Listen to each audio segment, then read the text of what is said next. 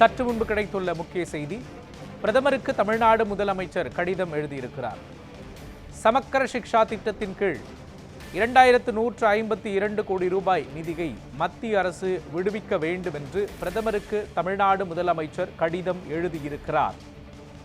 விரிவான விவரங்களை வழங்குவதற்காக நமது செய்தியாளர் சாமுவேல் எபினேசர் இணைந்திருக்கிறார். சாமுவேல் எபினேசர், பிரதமருக்கு தமிழ்நாடு முதலமைச்சர் எழுதியுள்ள கடிதத்தில் குறிப்பிட்டுள்ள முக்கிய அம்சங்களை சொல்லுங்க. மோகன், தமிழ்நாடு முதலமைச்சர் மு.க.ஸ்டாலின் இன்று பிரதமர் மோடி அவர்களுக்கு கடிதம் ஒன்று எழுதியிருக்கிறார். குறிப்பாக தமிழ்நாட்டு மாணவர்கள் மற்றும் ஆசிரியர்கள் நலன் கருதி சமக்ஷ சிக்ஷா திட்டத்தில் ரூபாய் 2152 கோடி நிதியை உடனடியாக விடுவிக்க உரிய நடவடிக்கை மேற்கொள்ள வேண்டும் என்றும் வலியுறுத்தி இந்திய பிரதமர் நரேந்திர மோடிக்கு தமிழ்நாடு முதலமைச்சர் மு.க.ஸ்டாலின் கடிதம் எழுதியிருக்கிறார்.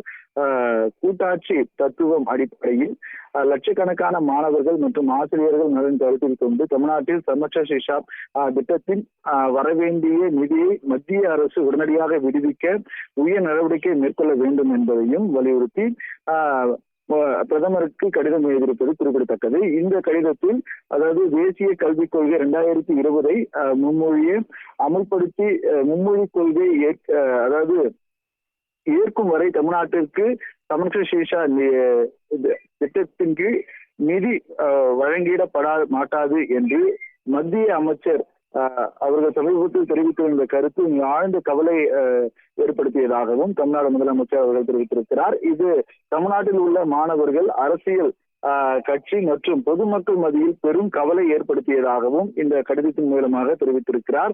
குறிப்பாக இந்த சமக்ஷ திட்டத்தின் கீழ் வரக்கூடிய ரூபாய் 2152 கோடி நிதியை உடனடியாக மத்திய அரசு வழங்க வேண்டும் என்றும் தமிழ்நாடு முதலமைச்சர் மு.க.ஸ்டாலின் தனது கடிதத்தின் வாயிலாக தெரிவித்திருப்பது குறிப்பிடத்தக்கது.